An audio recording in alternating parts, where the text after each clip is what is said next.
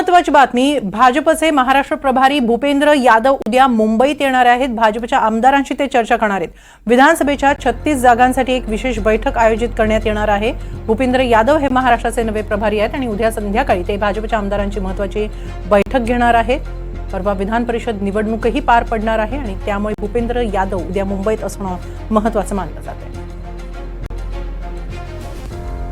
या संदर्भात अधिक माहिती घेऊया आमचे प्रतिनिधी रौनक कुकडे यांच्याकडून।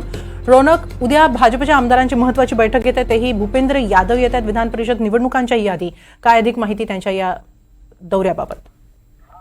हिमाली, एक छोटंसं करेक्शन यामध्ये करावं लागेल। ही बैठक आता काही वेळापूर्वी बीजेपी ऑफिसमध्ये सुरू झालेली आहे। मुंबई संदर्भातली ही बैठक आहे। मुंबईच्या 36 विधानसभेचा आढावा भूपेंद्र यादव आणि अश्विनी वैष्णव जे दोन इलेक्शन प्रभारी बीजेपी केंद्रीय नेतृत्वाकडनं त्यांची नियुक्ती करण्यात आली होती। काही वेळापूर्वी ते मुंबईत दाखल झाले आणि मुंबईची जी कोर कमिटी आहे भाजपची, त्यांच्यासोबत ही बैठक सुरू आहे। मुख्यतः यामध्ये चर्चा करण्यात येणार आहे की शिंदेंना किती जागा यामध्ये सोडायच्या आहेत आणि बीजेपी किती जागांवर इथे लढणार आहे। आपण जर बघितलं तर मुंबईमध्ये बीजेपी सध्या सर्वात मोठा पक्ष आहे, सगळ्यात जास्त आमदार भाजपचे आहे, त्यामुळे ही महत्वाची बैठक समजली जाते। आणि दुसरं महत्वाचं की वरई आणि दादर हे दोन महत्वाचे जे विधानसभा आहे, या दोन्ही महत्वाच्या विधानसभेमध्ये भाजप क्लेम करून राहते। त्यामुळे या दोन्ही जागा जर भाजपला सुटल्या तर त्यांच्या कॅन्डिडेट कोण असणार या संपूर्ण संदर्भातला आढावा आजच्या बैठकीमध्ये होणार आहे। काही वेळापूर्वी मुंबई बीजेपीचे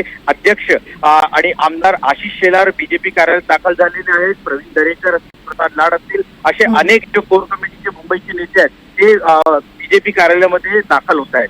हिमाली, धन्यवाद रौनक, आपण दिलेल्या या सविस्तर माहितीबद्दल। 36 जागांवर भाजपची रणनीती ठरवण्यासाठी आता महत्त्वाची भाजपच्या आमदारांची महत्त्वाची बैठक सध्या भाजपच्या कार्यालयामध्ये सुरू झालेली आहे, अशी माहिती आमचे प्रतिनिधी रौनक कुकडे यांनी दिली।